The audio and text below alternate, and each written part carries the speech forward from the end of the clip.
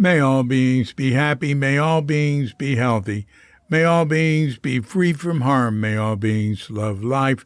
May all beings awaken. Welcome to another Cuke Audio podcast. I'm DC, Poobah of Cuke Audio and Cuke Archives, doing our bit to help preserve the legacy of Shunryu Suzuki and those whose paths cross his, and anything else that comes to mind. I pray that you and yours are safe and comfortable, free from economic hardship, and able to get out and do anything you want within the limitations of the universal precept of do as little harm as possible. So today we have a guest, Teresa Rivera. And Teresa came to the Zen Center in the 70s. She was around a long, long time, either at Green Gulch or Tassajara, or maybe she was usually one of those two places because she had kids. And she came at a later age than most of us. She pointed out that, when she first went to Tassajara, she was, I was 75. She was 41, right? And I was 30. Well, Elizabeth Twomey was there, who was 41. And Elizabeth and I, after Diane, now Dia and I split up, Elizabeth and I were together 8-9 years. And now Teresa is 90, and Elizabeth would be 90 if she were still with us. Anyway, that, I just thought about that when she mentioned Liz, and I thought, I always get a little teary-eyed and remember Liz fondly, indeed. So at one point, she talks about not wanting to go into the diplomatic corps, the State Department, or whatever, because. And her focus would have been Latin America. She was born in Madrid because there was a Republican president. And then she tried to remember who and said Richard Nixon, and when was he president? And I said 72, and then I corrected it just now to 69. And I know this is a small point, but I never thought of the presidents coming in an odd year. But that's what happens. I always say Nixon was 68 to 72, but he was elected in 68, and then he wasn't president until January 20th or something around there of the next year. So I have to stop saying, the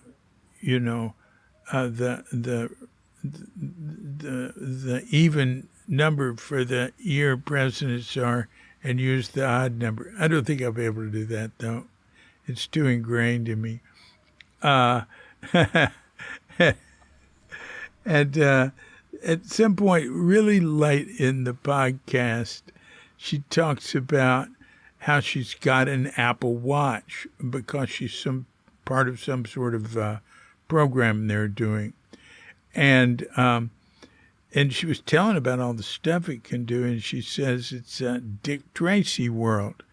Now, I think a lot of people would not know what that means, but in case you don't, Dick Tracy was a comic strip that was very popular when I was a kid, and had been for many years, for probably decades. And Dick Tracy had this is like in the 50s, he had a watch that, he could communicate with and did all. It was like a little computer watch. And it was really sort of forward-looking of the cartoonist to have thought of that. So after we talk about, people we know together and stuff, which will interest some people. And then she tells about how she got to Zen Center, a pretty interesting route. And she's lived in a lot of different countries. And now she's down in San Diego in a very nice retirement home. And I really had a great time talking with her. Anyway, since we've had our pause to meditate, we'll give Teresa Rivera a call. So when you hear the bell, if you're of such a mind, hit pause and meditate or whatever for as long as you wish. And when you're ready to come back, hit unpause. And we'll be here to hit the bell to end the meditation or whatever and give Teresa Rivera a call.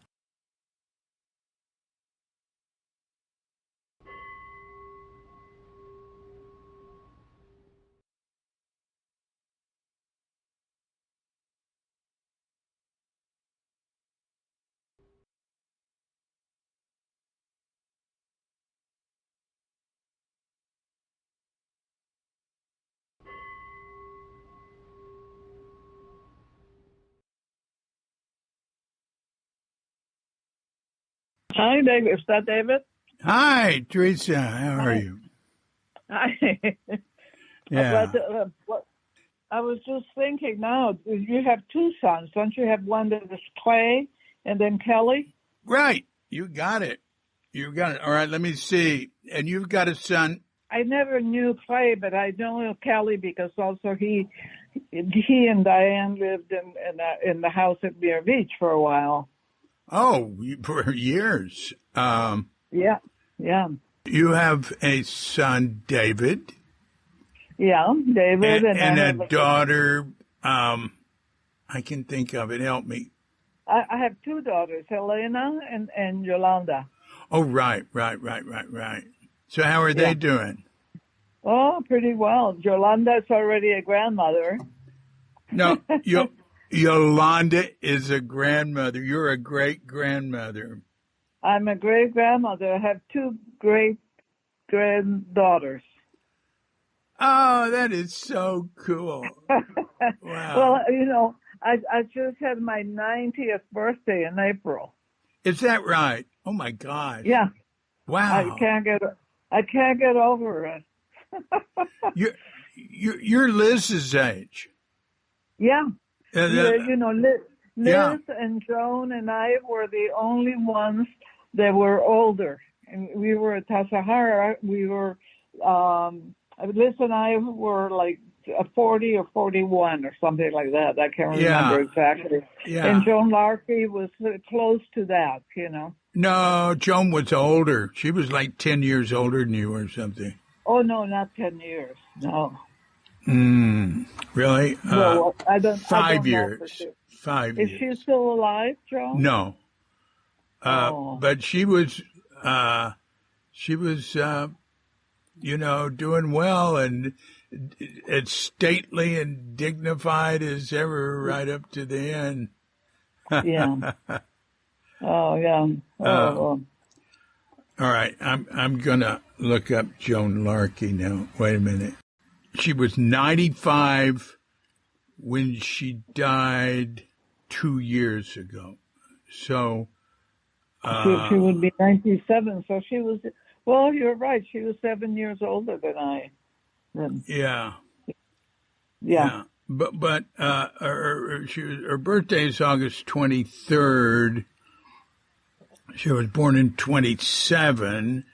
And I was born in 73 plus 24 is 97. But she would not be 97 yet. She'd be 96. Yeah. Well, more or less. Yeah. I thought that it was just a few years. Well, at this point. Yeah. I know. It's, you get closer together. Yes. That's true. And here, if you're 90, where I live, well, there are people who are probably... You're down in Southern California, aren't you? Yeah. in La Jolla. I guess it's part of San Diego. Uh-huh. Yeah, and so retirement.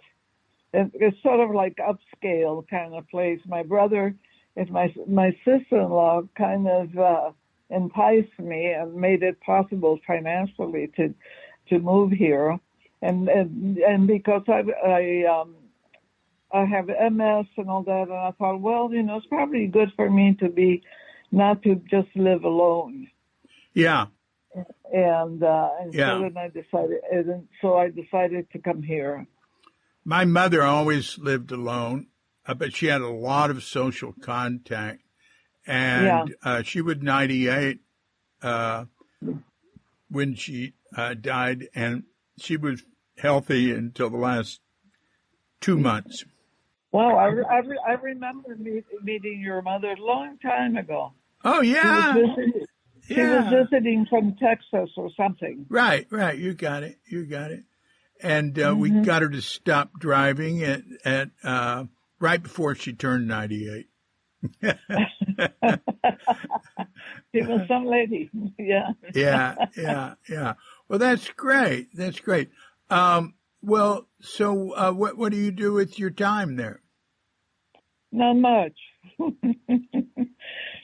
that really. I can tell by your voice that you're doing something. It doesn't have to be. I mean, I sat and looked at the garden for 30 minutes today, and I was doing something that I enjoyed a lot. I was going to say, I spent a lot of time doing nothing, but between this and that, and there's a lot of things that now physically I can't do. Mm-hmm. And I walk with a walker. Uh-huh. And here they have all kinds of activities, but I join some of them, some of them not. I'm more of a loner. Uh-huh. and I'm friendly with a lot of people. Yeah. But I don't have like a real friend, like I still have some friends from Zen Center and from my life in Europe and all that. But like I'm really good friends with Antoinette and Dan Kaplan and people like that. But, yeah. But nobody like that here. It's just a different culture, but it's interesting. Yeah. It's interesting being with people. At Zen Center, we all more or less had the intention of, some kind of intention that had to do with Zazen and Buddhism, etc. Yeah. But here, of course, everybody's different, but they've all had very interesting lives. And so it just kind of wow. Yeah. I understand. I sympathize. I actually like living. I mean, I really, really appreciated my time at Zen Center, and I love being around practice groups.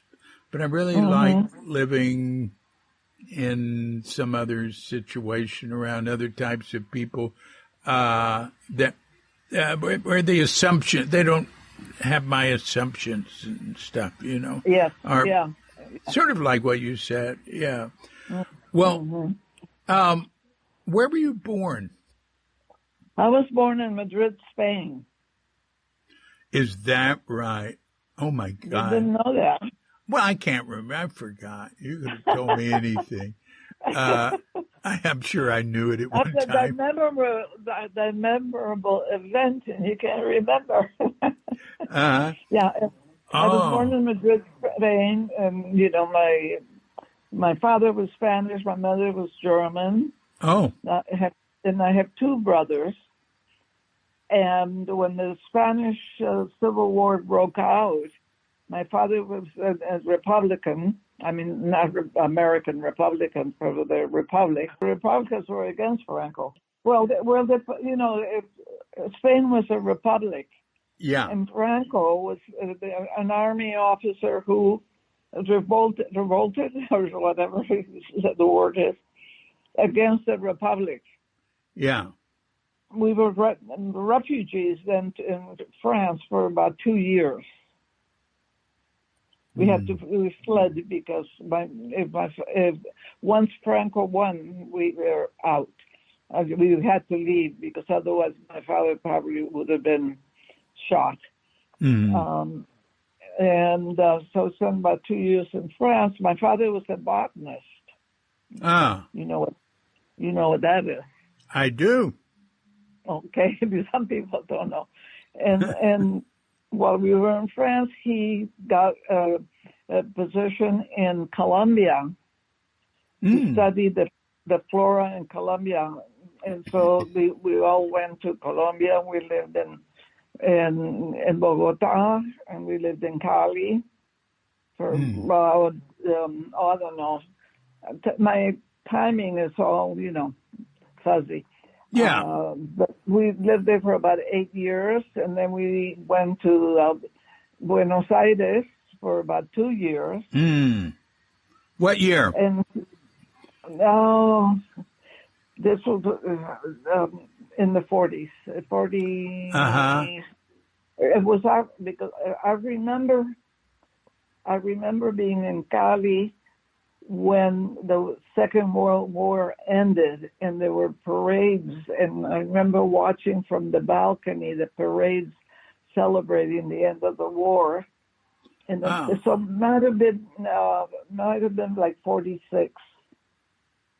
Well, the war ended in 45. Yeah. Well, and the war in Europe ended in the spring. Well, whatever. I mean, it was after the war ended. Not, I don't know. It was a whole year, I see. or 2 years, or something like that. Yeah. Yeah. And then after that, my father got. Again, he was asked to come to the States, at Chicago, at the Film Museum to study, to bring his collection of plants and bring them to Chicago and study them there. And so we all got on a ship and, went to New Orleans. New Orleans took a train to Chicago. Well, the Field Museum in Chicago is that's a very prestigious place to work for. Well, yeah, at that time, but we didn't know anything about, like, when I think about it, the exchange of money and all that, and how much he would be paid in those days, And so he said, well, I want to live middle class income, and I have 3 children, and so he was paid $3,000 per year. And that's that I really don't know what year are you talking about. Well, that would have been 47, 48, or something like that. All right. And that was so he was there for a long time, and then he got. I was asked to go to Washington, D.C. and work at the Smithsonian, and he brought his whole collection to the Smithsonian. Oh, again, very prestigious. And he was a very well-known botanist among botanists. Wow. He was very good, very appreciated. Yeah, he's right up at the top of his field. So, incidentally, $3,000 in 1948 is worth $39,000 this year. Well, see, and it wasn't enough. So my mother actually had to work, and so she worked at the AMA or someplace. I can't remember. Yeah, and then when they left, they went to Washington, D.C., and I stayed in Chicago, and I went to the University of Chicago for the bachelor's and master's. Oh. And then after that, I went to Washington. You got a bachelor's and master's in what? Well, the bachelor's was in liberal arts, and the master's was in international relations because I was interested in Latin America since I lived there, and I thought, well, maybe I'll work for the State Department. Uh-huh. But by the time I graduated, I think, I can't remember the dates, but I think it was a Nixon or some. And I said, no, I don't want to work for that administration. So I worked at the Library of Congress. Oh, very good. Yeah. Wow. Yeah, and legislative reference, doing research for the members of Congress. Mm. Yeah, so that's where I met my husband. Your husband? Yeah. Who was? Tell me about that. Actually, he's the father of my children. And what was his name? His name was William McLeod Rivera. And so when did you get married? When was it? I know it was October 8th, but I can't remember the year. Was it in the 50s, 60s, or 70s? Well, it was in the 50s because I graduated. It must be, I think it was 59. Well, look, Something if like it was 59, Nixon wasn't president. Then He wasn't near president yet. When was he president? Or maybe it was... He was president in 69. Well, maybe it was Eisenhower or something. It was a Republican, and whoever it was. Eisenhower was like a liberal Democrat compared to the Republicans today. But but one thing about Eisenhower is he didn't have good Latin American policies. He thought Latin Americans weren't capable of taking care of themselves. That was my take also. That, they just kill all their leaders and blah blah blah. He had the Marines invade Guatemala, overthrow a democratically elected socialist government, and bring in 30 years of death squads. It was horrible. Yeah. Well, that's been happening here and there in the world from the United States. Yeah, that's right. That's right. Look at Iran. If we hadn't, messed with the guy who was before the Shah, who knows? We probably wouldn't have the problems that we have now with Iran. The United States has... Well, for one thing, we put billions and billions of dollars into fomenting fundamentalist Islam by supporting Saudi Arabia and keeping that oil flowing and supporting a corrupt regime there who paid off the fundamentalists so they could stay in power. And just, I don't know, everything. I mean, it's just like a nightmare of terrible actions and decisions. Well, thank goodness it's all an illusion. My gosh. But it's still, and our feelings are also an illusion, but I guess we have to get detached from them. Einstein said about time, I apply it to everything. It's an illusion, he said, but a very convincing one. Yes. I love that. If you're calling time an illusion, that includes everything. Wow. So there you are. And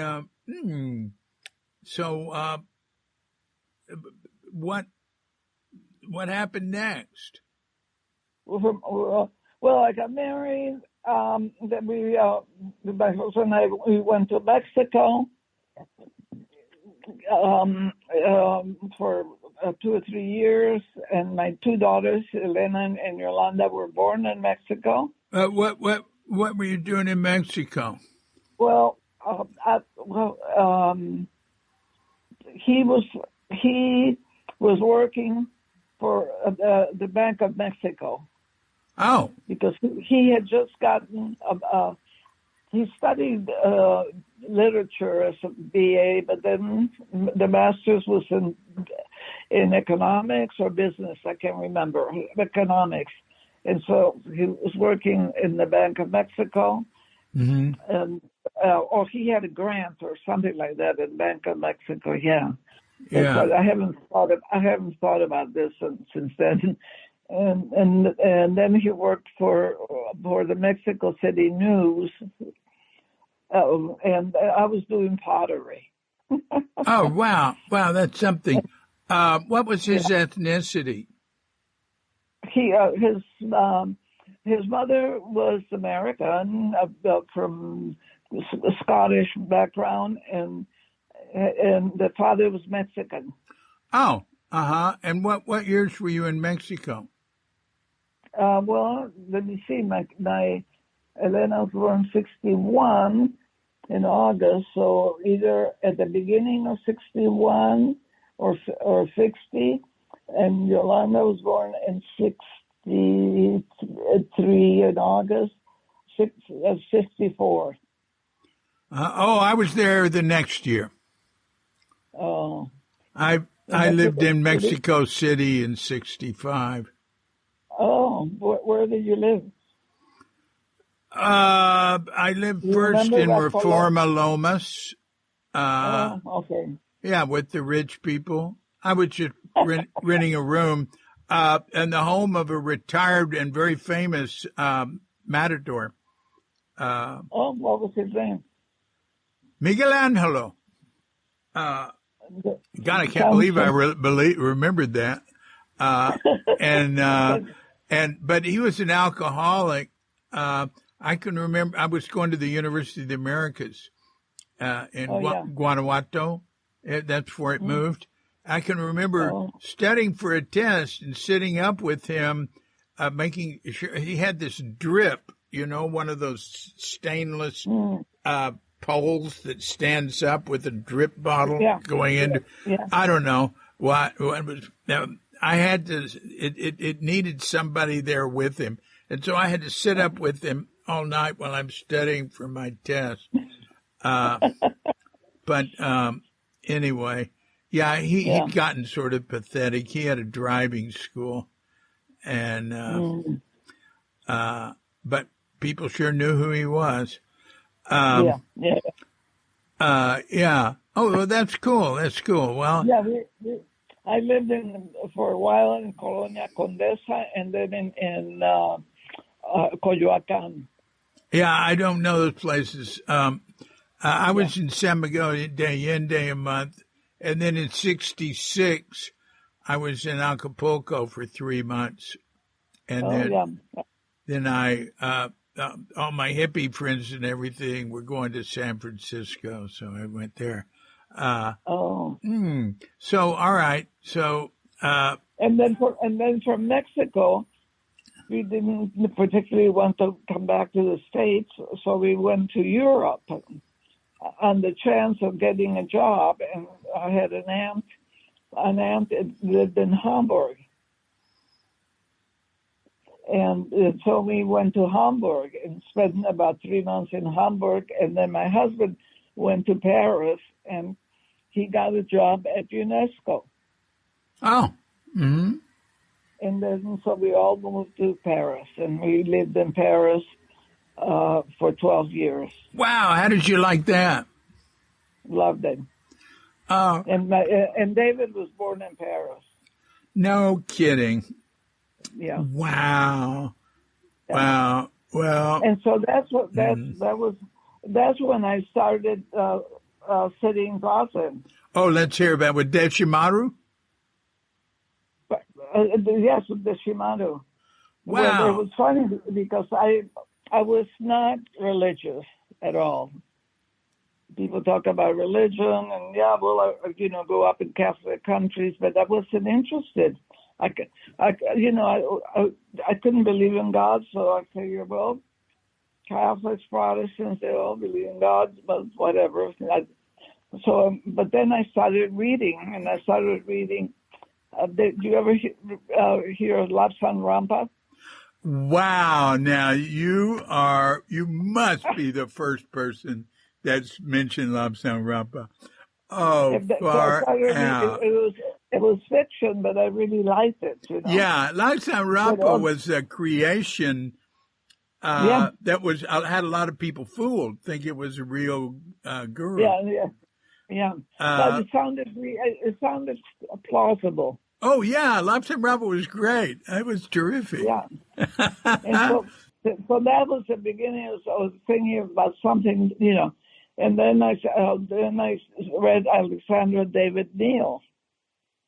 Oh wow! Now you're really going back. That's like 1900 Tibet or something, right? 1910. Yeah. Oh. Oh my God! And the philosophy, and then I was reading Krishnamurti also. And I said, oh, this is very well, but what does that have to do with me? That's not within my life kind of thing. It was like something, some other world. Now, what are you calling some other world? Well, it wasn't accessible to me. What wasn't accessible to you? I want you to. That kind of a life of being dedicated to the Buddha or whatever. Yeah. But did you find Krishnamurti inaccessible? Well, I like what he said, but how do you practice it? Yeah. Okay. Or something like that.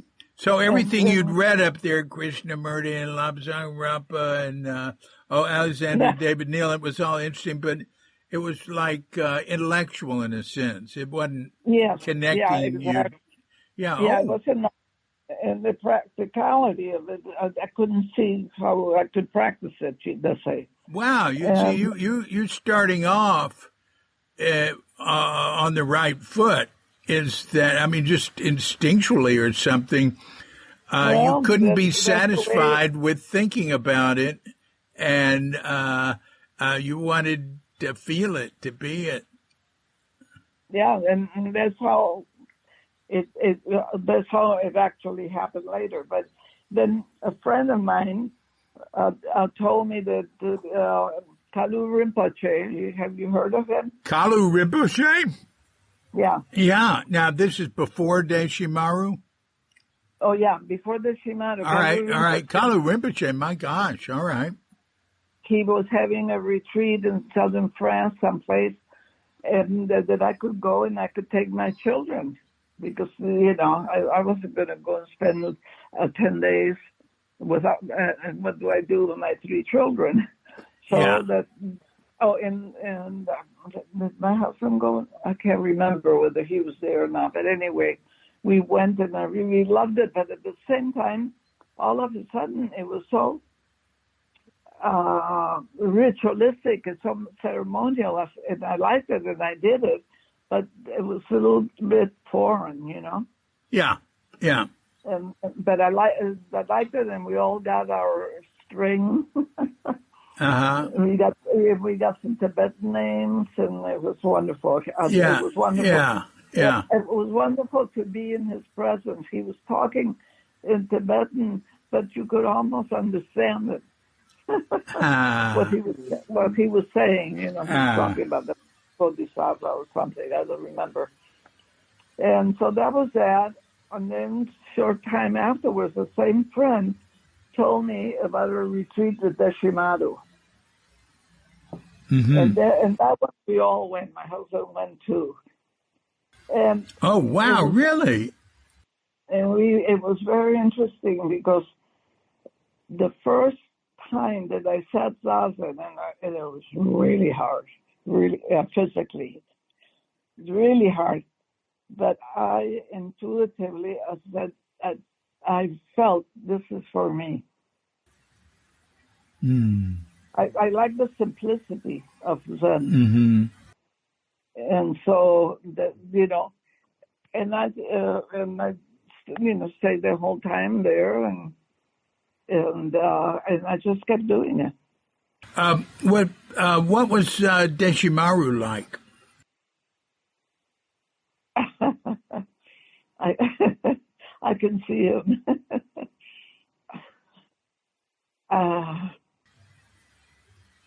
No nonsense kind of guy.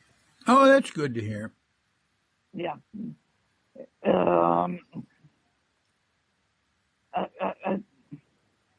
I just can't describe him. I don't know how to describe him. So you didn't get any of his wacky side or his. What do you mean wacky? Yeah, well, he was,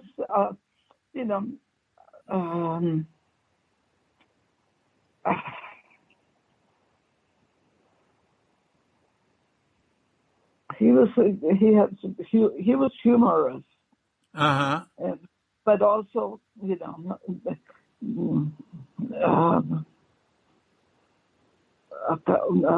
don't want to say severe, but he was neishin in Japanese, like sincere, like sincere practitioner. And his presence was very inspiring, and I don't know how to describe this presence, but you felt that what he was saying, he didn't say much because his French wasn't that good, but it was, I don't know. Well, that's good. That's good. He was, I believe, he's was a disciple of Kurosawaki, right? Yes. Yeah. So that's and Taiji, a very great lineage.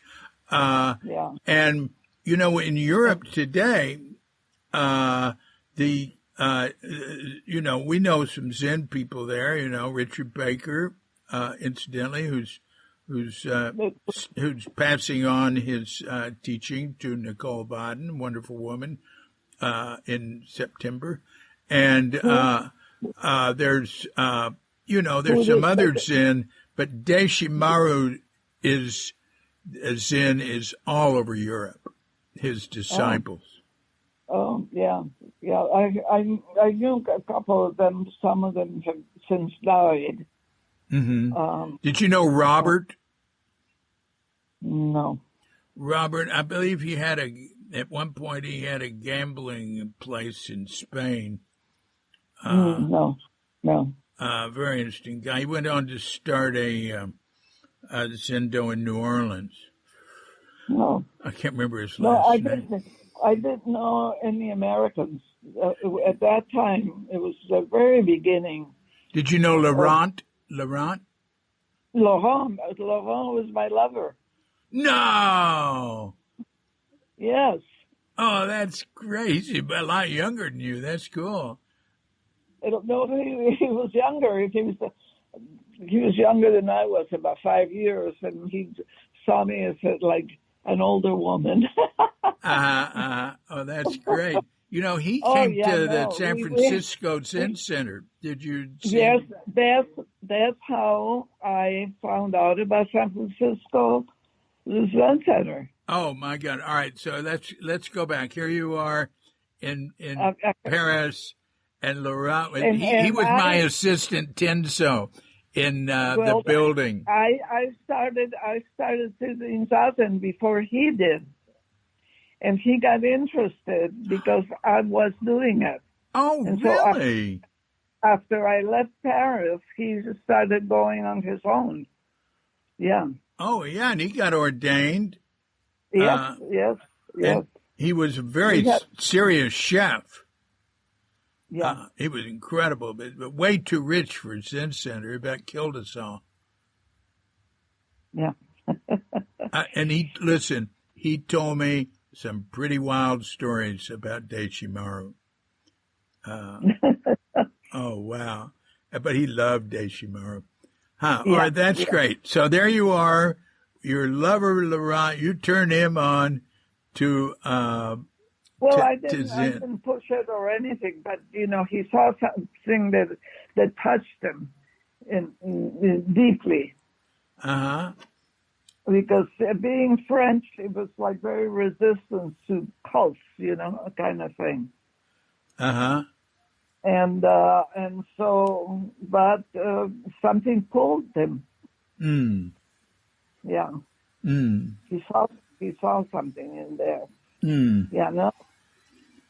And when we left Paris and came to New York, and when I was in New York, that's when Laurent went to San Francisco, and we spent some time together in New York, and he brought me Zen Mind, Beginner's Mind.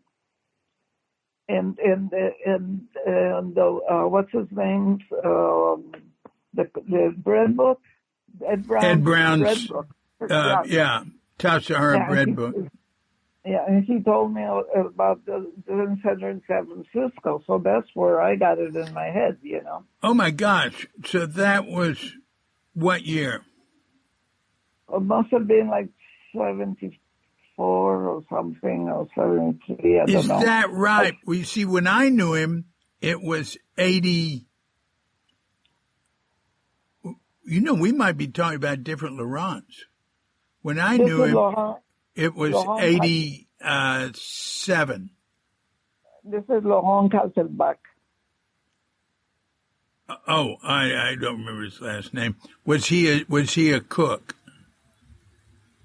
He wasn't when I knew him. Well, doesn't matter.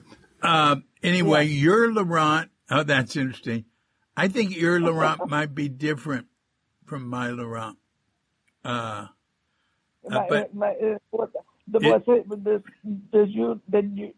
Laurent, was he married to an American woman, a woman, and had 2 children?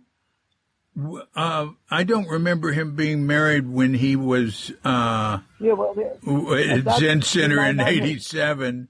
I think he's too young. I think he was too young. I think he. Okay, so it must be a different Laurent. See, if he was just 5 years younger than you, your Laurent, that would make him 6 years older than me, and I don't think my Laurent was older than me even. But I don't know. Yeah. It doesn't matter. Yeah. So there you are in New York, and you get the 2 biggest selling books out of the Zen Center, Ed Brown's Tassajara Bread Book and Zen Mind, Beginner's Mind. Fell in love with Zen Mind, Beginner's Mind, and I have to go. And I had always told my husband, whenever the children are old enough or something that I can leave, I want to take a week's or 10-day vacation. And so I told them I want to go to San Francisco to the Zen Center. And I took a Greyhound bus. Ah, wow. And went from New York to San Francisco. And I was at a Zen Center in San Francisco. What year? I remember, that was around the 70-something, 73, 74.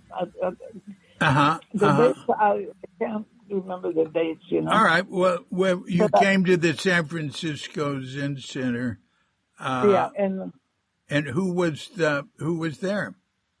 Well, I can't remember who was there, but somebody told me as I registered as a student or something. He says, "Oh, well, the Tonto, Ed Brown, is going to talk to you."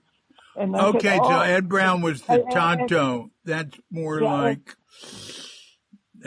75. I'd say. I'm not sure. No, it has to be earlier because I told you why. Because when I went to Tassajara, I was 40 or 41, and so that would have made it either 74 or 75. All right, 74. And Ed was Shuso at Tassajara. No, Tassajara, no. No, wait. He was Shuso at Tassajara in the fall of 73. I wasn't there then. Yeah, so then he went to the city.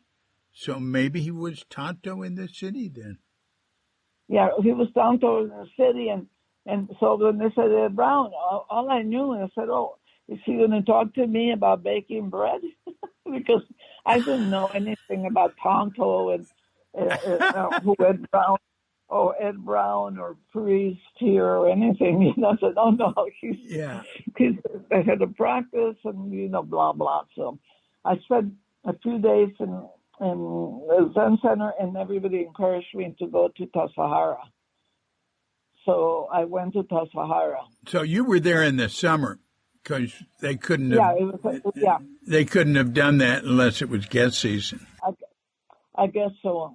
That part I don't remember. And I was there, and then I loved it there. And they said, "Oh, you should talk to Baker Roshi when you go back to the city on your way back to New York." And I did.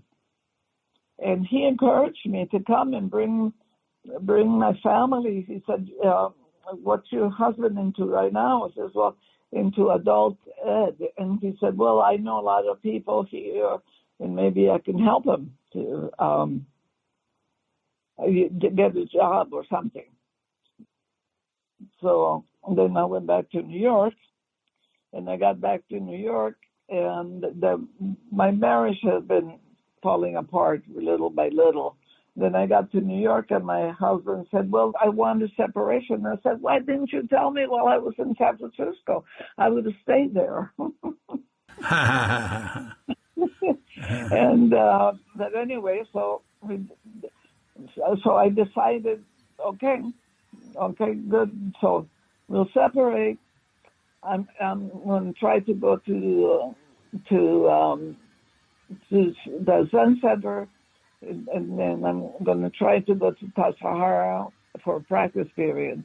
And you stay with the children. And at the same time, he was moving with this new girlfriend to, I think, Los Angeles. And I said, okay, you take the children to Los Angeles. And I'm going to Zen Center. And I thought I was going for one practice period. And I wrote to them, and I told them my situation, and said, yes, they accepted me, and so I went to Tassajara. Okay, when you went to Tassajara, who was the Shuso? I'm not sure, but I think Jerome was. Oh, that's more like 76. And well, I'm not sure whether he was the first one or not, Somebody else, Philip Whalen. Well, Philip was the Shuso in the fall of 75. See, I sat Tangario next to Dan Kaplan. And he was having a problem with his legs or back. I don't remember exactly. We've been friends ever since. and I listened to the podcast you had with Dan Kaplan, and he said he was there in 75. So I was director in 75, but not in the fall. I remember Kelly being a baby or something. Oh, yeah. Okay. Well, I was director. Kelly was a baby. I think Lou Richmond was the Shuso in the fall of 74, because I was spring of 74. All right. Okay. So anyway, that doesn't matter. I didn't, my first practice period, everything was so new and everything that I might not even remember who was Shuso, Yeah. But, you were there. That's when we met. I remember you. So that's 75, yeah. So how was it? I could have stayed there forever. Uh-huh. I like the simplicity of Zen. I like Having lived in South America and in Europe, post-war Europe and all that, but the simplicity of life, I really like that, And also coming from Europe, I didn't want to be like in the suburbs or be like a suburbanite or anything. That was sort of like, it scared me. Like I don't like that, living. I'm a city person. Yeah. I couldn't imagine my life. So to me, I used to say, and maybe I could still say it, that Zen Center saved my life. And I must thank Baker Roshi, because when after I left Tassajara, I got my children back, and I was in San Francisco, and Yoli was hit by a car. Oh. And so she was in the hospital, and then, of course, Baker Roshi and Yvonne were kind of like very sympathetic, let's say, and Hillary would come and visit Yoli, and Yoli was in the cast and all that. So he finagled it somehow for the council, or whatever it was called, the group that decides these things, for me to go to Green Gulch with the 3 children, because otherwise, before that, Zen Center wasn't equipped, let's say, to take care of this single parent with 3 children and no money. Yeah. But he did so. And so I'm forever grateful, because, and so that we went to Muir Beach, the house, down there. Oh, you were in Muir Beach. Yeah, down. Yeah. Mm-hmm. Yeah. And Dia moved to Muir Beach around them, too. Well, before, when we moved, there was a couple that lived in what became later Mayumis, but there was a couple who were not Zen students, but they were sympathetic to Zen. But and then who lived in? Oh, and there's a single guy with his son who lived in where Diane and Kelly would later live. Oh, yeah. That was. I remember him. Yeah, he and his son. Yeah. So how did that work out? You being at Muir Beach with 3 kids. How old were they then? Maybe 13, 11, and 8, and 11 and 9 or something like that. And well, I think Elena was in high school. So I can't remember how old you are when you start high school. And that's good enough. And Jolie and David were in middle school in Mill Valley. And were you working at Green Gulch? Yeah. What were you doing? I was in the office. Mm-hmm. And how was it? How was Green Gulch? Oh, yeah, I liked it. It was funny because I didn't have a car at that time, and I would go to Zazen in my robes, walking down the road. Then, before you got to the field with those robes, at whatever time it was, 4:30 or something like that. It'd be muddy because, I had that little place at Yvonne's. And I'd walk through those woods that are behind the Pelican Inn, and then enter the gate there to Green Gulch. And sometimes it would be, depending on the weather and everything, it'd be muddy. Yeah, but I walked down the road, along the road, not through the woods. Well, you're coming from a different place, but no, but Yvonne and I lived in the same area. Oh, you lived there. Yeah. Oh, were you living in the home that Mayumi moved into? Yeah. Oh, I fixed that place up. Well, When Zen Center bought it, it was a horrible mess, yeah. disgusting, and I, took out all these very thick, smelly carpets and all sorts of stuff, curtains, just had this big dumpster, and, it was all painted. So I got it all started so that people could move in. Yeah. Yeah. Yeah. I mean, I don't know whether we were the first ones to move in or what, but I remember because there were four of us. So there was one room by the two girls could go in. But then there was David and me, and we couldn't be David and I in the same room. So the living room was big enough so that at one end they built a wall and they built two tiny little bedrooms. Tiny. There was no room for anything but that. Wow! And David and I each had a room then. I fixed that place up like in the fall of '76. Oh, yeah. But I wasn't doing the carpentry. Well, I did some. Yeah, that was great.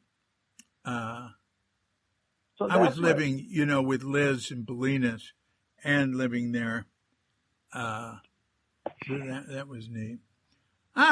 So, so you and Richard Baker had a good relationship, right? Well, yeah, good enough. Yeah, I mean, we weren't wealthy, but yeah. Mm-hmm. And so, please continue. Well, let's see, I worked there, Then I don't know if I worked something for the Wheelwright Center or something, but at some point, and I didn't want to work in the kitchen because I think I worked in the kitchen for a week or two, but I had been cooking all my life, 3 meals a day for the family, and I said, no, I had enough of kitchen. If it's okay. And I worked in the shop. Oh, wow. In the shop, can you imagine? Wow. I don't know anything about that, but anyway, then when Greens was open, I was asked to go to Greens, and then I worked at Greens for a long time. Yeah, and I was there too with you. Yeah, yes, I remember that. You were host. Yeah, that was neat. But I was just there the first 2 years. I was there for a long time. Yeah, well, that's great. That's wonderful. Yeah. And at some point you moved up across the street from Steve Stuckey or something around there or something, right? In Mill Valley? I moved to, yes. When Mayumi bought the house, she, and Elena and Yolanda were out of the house and they were in college.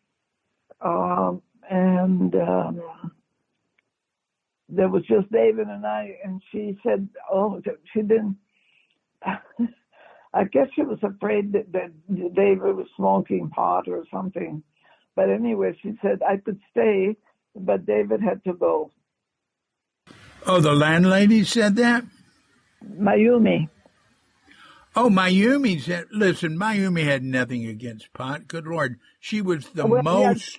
Yeah, but she didn't want her sons or something, probably. Well, let me tell you. Why would she? Maybe it wasn't very long before she was very tolerant of pot. Ken Sawyer did a survey of the parents and their attitudes toward pot. And he said Mayumi and me were the most open-minded or libertarian about it. And I can remember being at Mayumi's and coming in and saying, I got to have help to paint this room for Ed Brown. He's arriving in 2 days. I got to paint the whole place. It was more than a room. It was a small place. And so I got G to come help me. And I got him to come help me by promising him that I'd turn him on to pot. And so, I just had a little joint again. We had a little joint. And then when we went and painted all night, and generally, Mayumi was pretty libertarian. But anyway, she didn't want David there because she didn't want. That was the only reason why she wouldn't want, because he got along very well with Zach and G. Oh, yeah, they were great kids.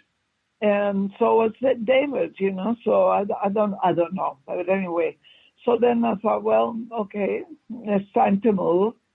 And I moved to Mill Valley. And Road Morass, and I had two. And then after that, I moved to another place, to where Leila and Jim Buckhorst had lived on Amisita. Oh, yeah, right. Yeah, incidentally, I want to say... that was the place across from Steve Stuckey. Right.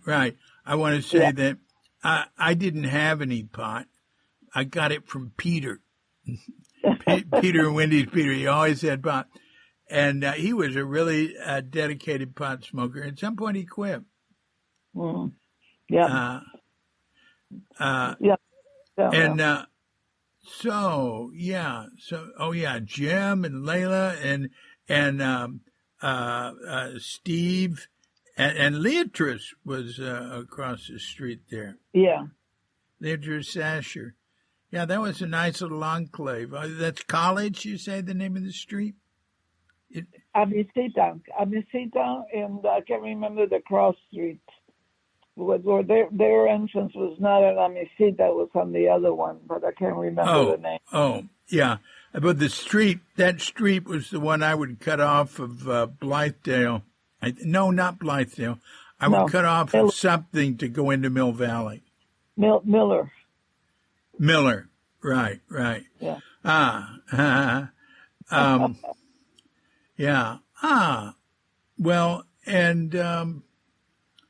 So, what happened then? Well, and then I think I started practicing with Norman, because it was, it was hard to get to Green Gulch, even though I think I used to go on Sundays. And I was still working at Greens, but I was also starting to think, well, I can't stay at Greens forever. I got to do something else. And I started teaching English as a second language because, I don't know if you knew or remember, Sybil Wood. Oh, yeah. She was an assistant, but she was also an ESL teacher for the San Francisco City College, and she was telling me about it, and I can go as a substitute, so I started doing that.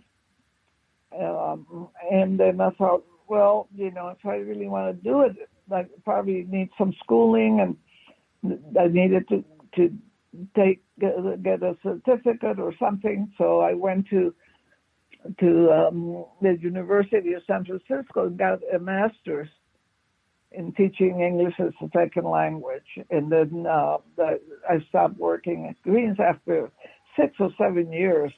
I worked there for a long time. And that was that. So you were there under the most influential person at Greens I found was the cook. So Deborah was the cook, and then Harper, maybe?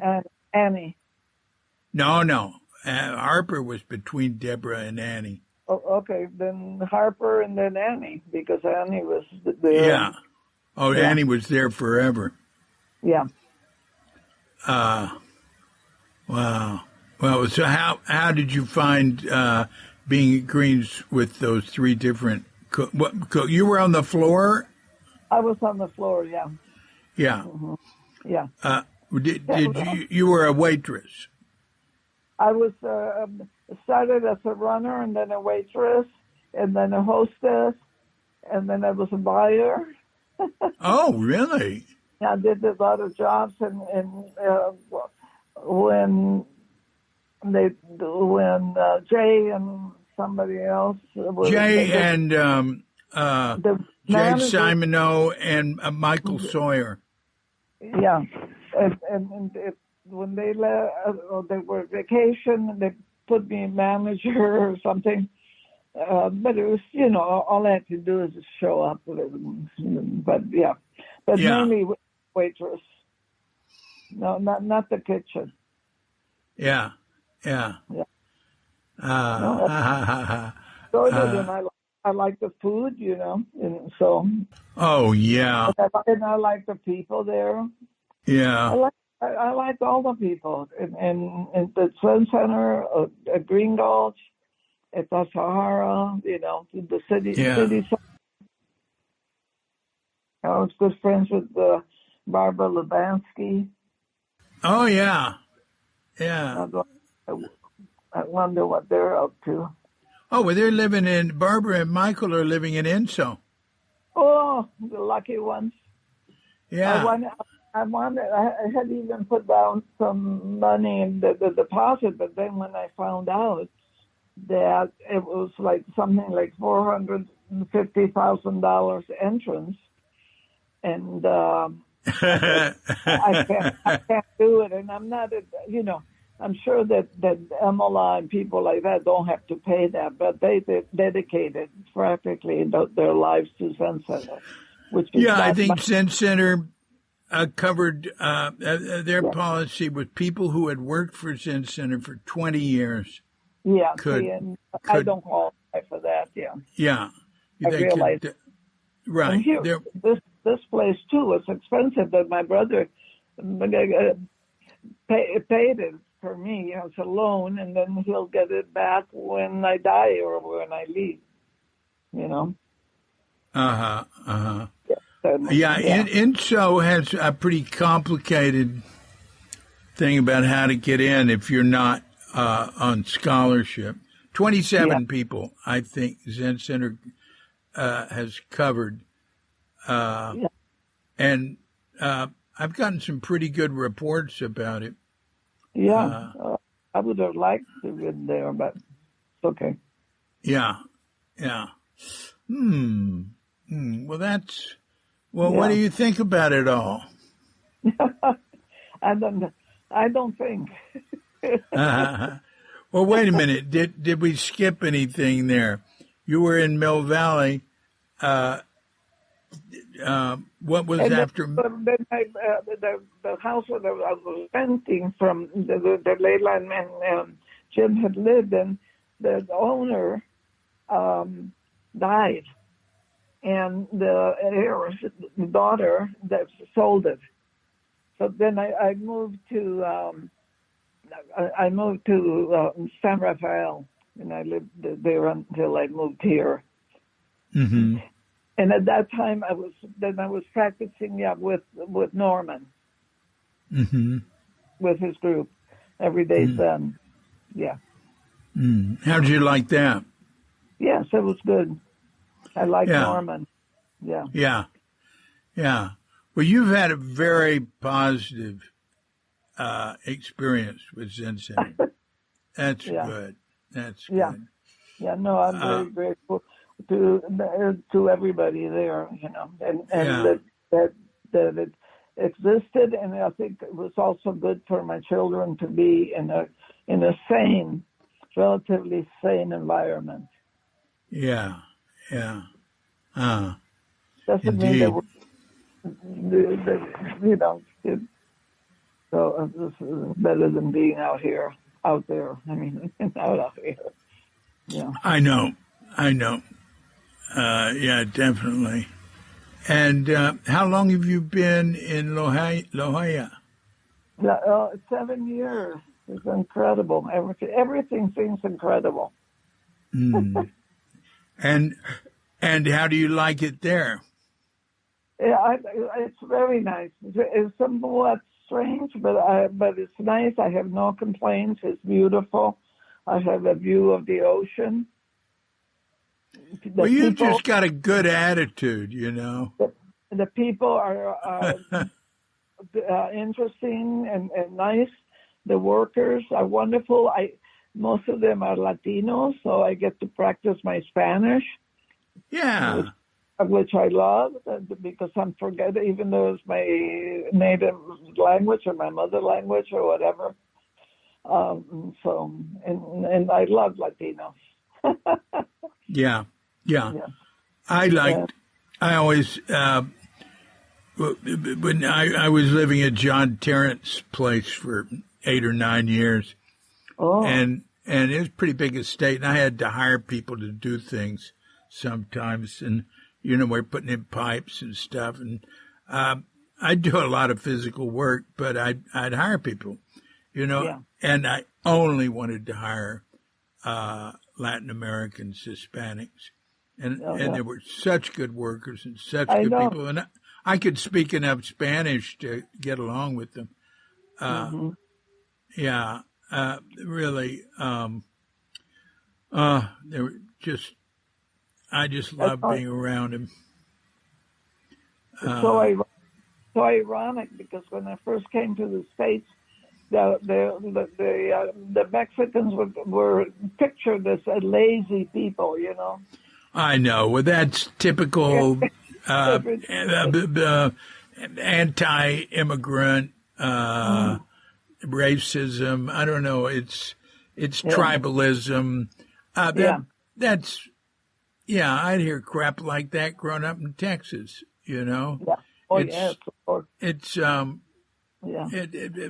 sort of shit is everywhere. And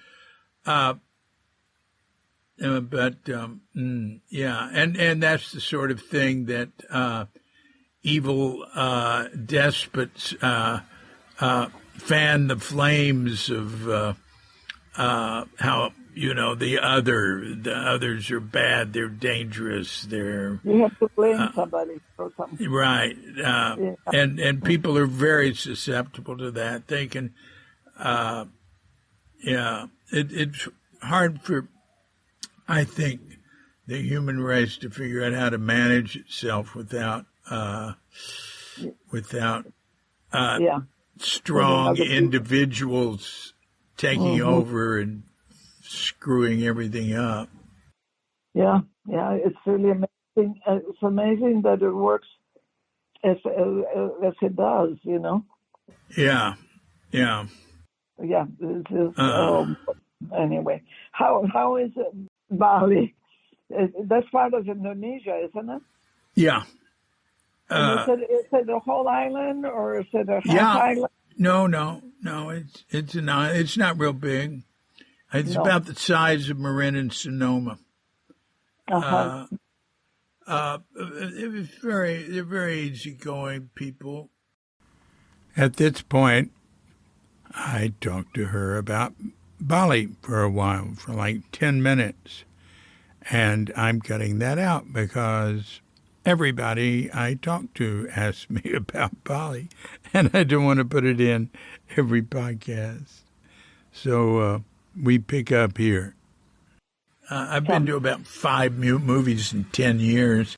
I've been to, in my 7 years here, I've been to the movie once. Yeah. I don't drive anymore, Yeah. And there's nothing for me to do out there except to shop, and I'm not into shopping. Yeah. So I get everything everything I need through Amazon, and I got everything I need here, just whatever. Yeah. By the way, go on. We even have 2 days a week. We have half-hour meditation. Oh, that's very nice. So That's that great. me a little bit in the groove, a little bit. Yeah. And do you do practice any meditation on your own? Oh, I used to do it religiously, but lately I haven't. Mm-hmm. Mm-hmm. Yeah, yeah. Well, it's probably in your bones. Well, yeah, I think so because sometimes I just sit and stare, and I said, oh, well, okay, okay, meditate. Yeah, that's great. So instead of staring like that, this is awesome. Okay, then I do it for a few minutes, you know. Do you see your kids much? I don't see him much. Violi comes, she lives near Ventura, California. I don't know, it's north of, it's about 3.5 hours from here. So she comes Yeah. about once a month. Elena and her husband live in New York City, so they come. When they come, they stay about 10 or 12 days, but they don't come often. And David, he comes about once every 2 months. Well, that's pretty good. I think that's very good. I would like to be closer, but anyway, whatever, you know. Yeah. But No, I want to ask you also about Kelly. Kelly is in Spokane. You know, he and Dia moved there when he was like 12 years old. And they're still there. And or 13.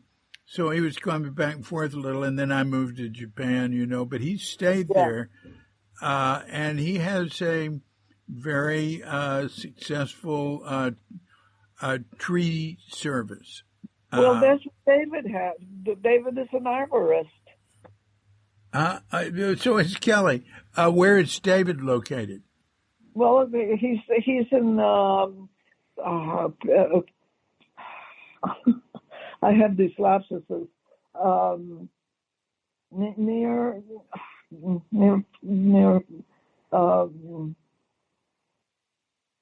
It's not Fair. Yeah, Fairfax.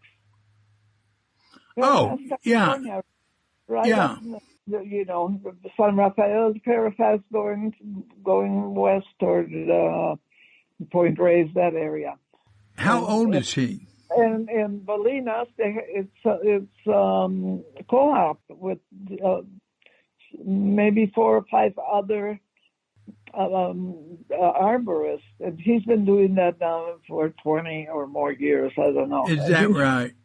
Yeah, Is that right? he's very good at it, and he's successful. Yeah, he makes a good living, and he's ready to retire, he says. How old is he? He's 58. No, 59. 59. No, he's 59. 58. 58. I think. 58. Kelly's 50. Oh, yeah. Kelly was younger. Yeah. He's 58, and Yolanda is 60, and Elena 62. And Wow. what about Clay? How old is he? 33. Oh my God, I've never met him, but wow. And where is he? Where is he? He's in let's see, in Oregon, in Ashland. Oh, okay. And he's been doing tree work, Well, but he, you know, it's something new for him. He was in the pot business for years and years, and but now he has 2 daughters and a wonderful partner. She's I think she's born in America, but she's Mexican, and she is wonderful. Everybody loves her. His other daughter's from another woman that everybody loves, but so that's good. And Clay's a very serious father. I can't believe the amount of money they have to come up with. And they do, you know. Yeah. He paid for our guest room. He sent $2,500, and that paid for half of it to, you know, build it above our bedroom It's like a second floor. There was a second floor, but not at that point. So it's all adjoining with the back porch. And Ken Sawyer, I'd send him a video of it. Well, while we were talking, I was showing it to him. And it's really nice, and it's big and everything. Mm. And I said the whole thing, let's see now. Let me see. The whole thing, about $5,000. Everything, Uh-huh. Yeah. And air conditioning and and he said he'd charge about $80,000 to do that. Yeah. Wow. Yeah. How is Ken doing? And well, he and Elizabeth are plugging away there in Occidental.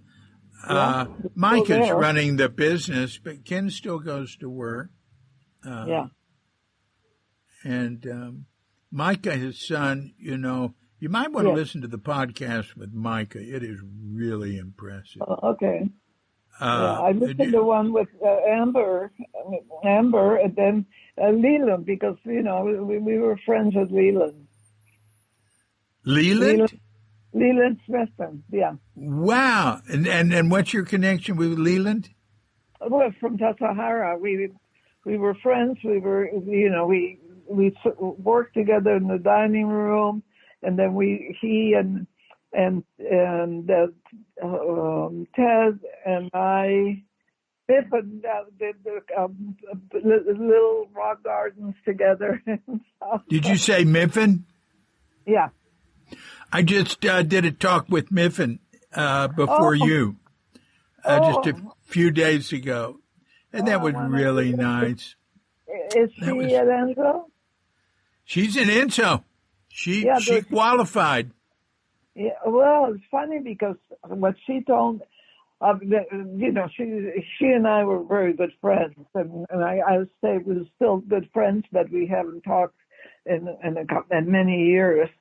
Yeah. And she sent me a text or something, and saying that she was offered a place in Tenzo that she was going to go in October, but maybe that was last year. And ever since, I've been wanting to call her, and I still haven't done it. I forget. I get distracted by life. Yeah. Yeah, but she's at Enzo. I don't think she's going to be Tenzo anywhere. Yeah. No. Yeah. No, I didn't say. Did you think I said she was going to be Tenzo? No, she was going to Tenzo, Enzo. Oh, Enzo. Oh, yeah. Oh, I see. I didn't understand. Yeah. That's funny. Yeah, she loves it. She said they have a saltwater swimming pool. Wow. There's a saltwater swimming pool near us. I can walk there in about 2 minutes, and the owner of the place, a very nice place. Yeah. He asked me, come over, swim, I like it a lot. Is there a swimming pool where you are? Yes, but that was one of the features that I really like, and I had fins and everything. I swam, but then because of my MS and all that, I had to stop because I had bladder problems. I forgot about your MS. Well, you're doing pretty good with MS. Well, I've been very lucky. Yeah. I mean, that does affect me, and I have my hands, my legs, everything is always feels like pins and needles and all that, and balance and stuff like that, and bladder problems. But I still. Yeah. I'm still walking. I've been lucky. Yeah. I was just talking to somebody who's, I know, Trudy Hartman. Oh. She's had MS for many, many years, and mainly it was in remission. But she said it's bothering her some now. But she's still a practicing therapist. Yeah. But she was also, for a while there, pretty much paralyzed or something. But I guess she's taking medication. Oh, wow, really? Huh. She was. At least that's what I got from Blanche, you know. Uh-huh. Uh-huh. But, yeah. Mm-hmm. Ah. And Well, my symptoms aren't bad enough to take medication. Medications apparently have side effects, and then the neurologists say the side effects probably might be worse than your symptoms. So I said, oh no, forget it. Well, I'll tell you one thing. You got a healthy mind. It's refreshing to hear you, and you know you've got such a good attitude. You know everything's been good to you because you've been open to it or something. I don't know. I don't know. I attribute to luck and genes and good parents. Yeah, I had good parents. And good friends. Good friends. Yeah, good parents, good friends. And a good universe. Good universe. Yeah. Yeah. That's what Einstein said. The thing that people have to decide, or that one has to come to, is do they feel like they're in a friendly universe or not? Or, you know, I don't know what word he used, but, you know, is it on your side or not? And Suzuki, he emphasized it's on your side. Buddha's always on your side. Yeah, yeah. Of course, Buddha and the universe are a little different, but they include each other. Yes, it's a paradox. The Zen paradox always. I love paradoxes because this is true with, you know, and the other thing is true too. Yeah, indeed. Well, hey, do you have anything in conclusion you'd like to say? I want to say no. I don't know. It's been great talking with you. Yeah, no kidding. You know, it sounds like you're like a block away or something. Yeah. Well, I don't know, about 8,000 miles or something. No, it's amazing. It's incredible. You know, I have an iWatch. Oh, you do? Yeah, Apple offered us a cell phone and an Apple Watch and to wear it and to do a study, because they wanted to do a study of something for older people, etc. Oh. And so that's how I got it, that for free and all that. At first I didn't, but I thought, well, it'd probably be good for my brain to learn something new. Huh. And so but sometimes I can answer the phone, and this is we're living in the Dick Tracy world, you know. Oh, right. I feel like Dick Tracy talking to that's funny. That's talking funny. to my watch and looking at my watch. That's right. I forgot all about that. Yeah, that was very, what do you say, pretentious? Yeah. You know, it seems so incredible, you know. And now when you can also talk and see each other. And sometimes I don't want to see somebody see me or see the other person. I don't need to do that, you know. But you can do it, you know. And I don't like video. Yeah. I mean, it's good sometimes. We do it with grandchildren, you know. Yeah. Or a little bit to say hello, but we're so much freer and everything. There's some people really want to do FaceTime and Zoom and stuff and be able to see each other, but most don't say that.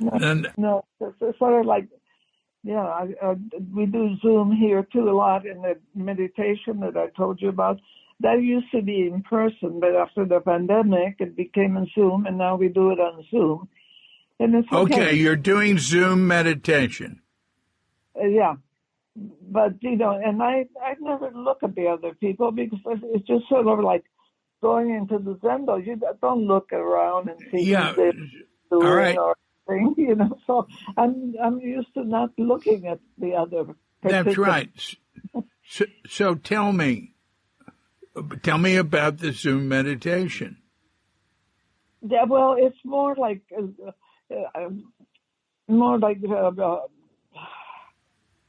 what is it, mindfulness kind of thing, Well, who's the leader? Well, it's Ezra Barda and Elizabeth Hamilton, and I think they used to be there was a Yoko or Beck lady here. Oh, Joko Beck. Joko Beck. I think they used to be her students, and they also know some people like Maizumi, and they go back. But this is not a Buddhist meditation or anything. It's just more breathing, sort of like being calming down, etc. Yeah, it's not Buddhist at all. I mean, It is and it isn't, but it's not talked about that way.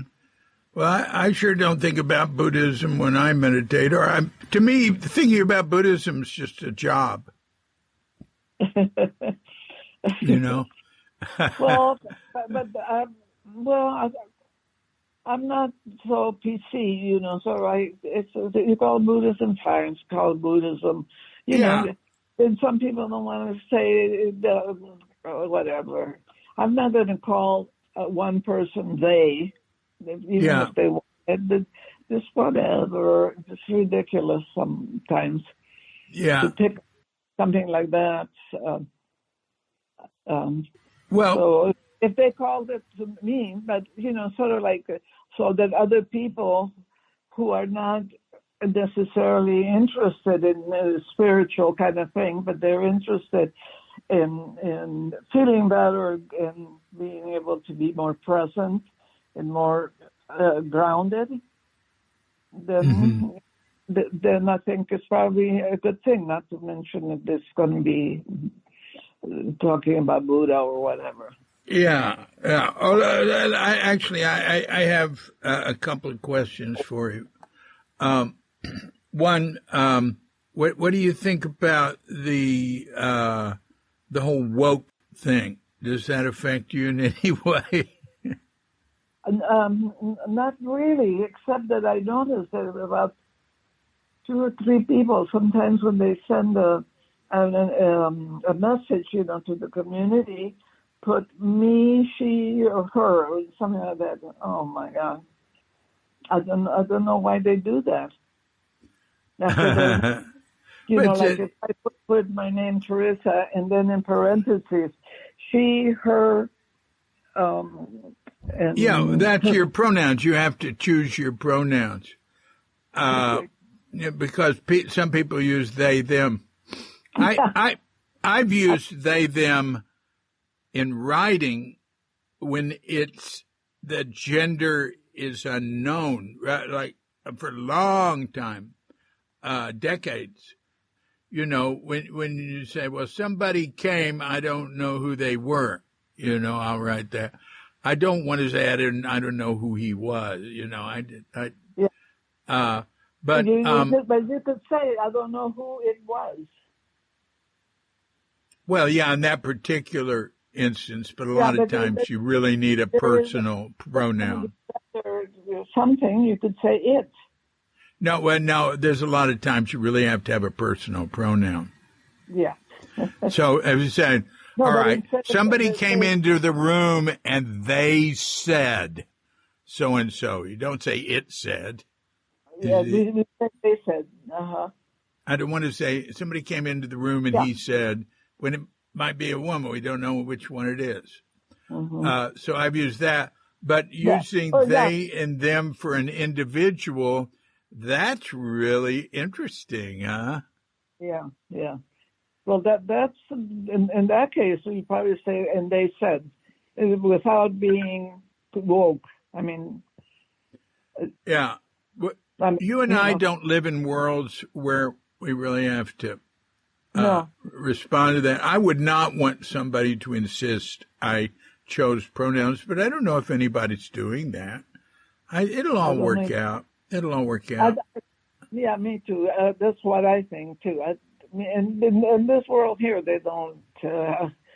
No, people don't. Even those people who have that in parentheses, Hmm. they don't insist on anything. Yeah. Yeah, It and along with the sort of woke thing, I think the woke thing is good, but it just as always happens. Sometimes it gets a little out of balance. Uh, yeah, I mean, what does woke mean? It means being aware of other people and being respectful of others yeah, and not being prejudiced, not whatever. Uh, yeah. I've never had a problem with that, but um,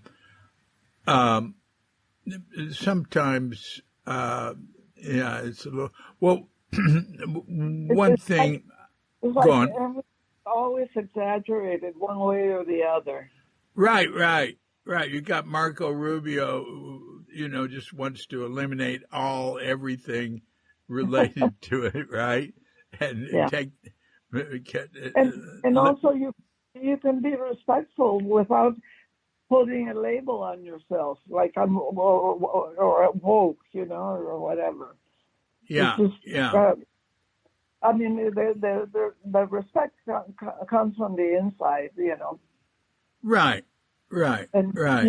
you could be very, let's say, woke and not be respectful in your being. Yeah, yeah. Um, the another thing I wonder about is sort of identity practice. Uh, you know, um, I like making a point of one's racial, sexual, uh, tribal, whatever Well, identity. Uh, I, I would like you to know that I am an albino asexual Etruscan.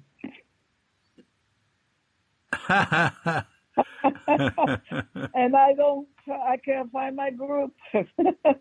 That's funny. You're an Etruscan. Wow. It's Well, you got to Etruscan, watch out for those and Etruscans. and I'm an albino, and Yeah. asexual. Yeah. No, Well, you're talking about because of your age. no, I've been like that since this whole thing started. People trying to label themselves, and so I said, Oh, "What yeah, about yeah. me? I I'm see. an albino." I see. I see. Okay. Well, the Yeah, other thing is, there's a lot of concern about politics and pollution and all sorts of oh yeah, problems. But oh yeah, what do you think? There's two problems that really, to me, overshadow everything. One is the threat of nuclear war, possibly accidental nuclear war, and the other is climate change. yeah, So, climate change. yeah. No, I agree. I agree. Hmm. Yeah. What do you think about it? What is? About climate change? Oh yeah, no. I think that we have to do something. Whatever we can do, we need to do it. It's imperative. Hmm. Do you think we're going to do it? Do you see any evidence? Mm, I don't see it because who knows? Maybe it'd be too late because before it has to come also like from industry and Right. okay for us to be careful what we use, and etc. But as long as it keeps producing all that stuff, then I don't know. Yeah. Yeah. It seems to me that individual activity That's, is nice, but it's not. You need governments and, like you say, industry, military, all the big institutions to take drastic action. It seems hard to do. It's like sort of too much trouble. I don't know if that's going to happen. So it's just there's too many powerful people interested in keeping it going. Yeah, yeah. And I do separate my papers from plastics, from bottles and garbage. I do that, but that's all I can do. Yeah, but that's not related to climate change. But on the big picture, is like I don't know.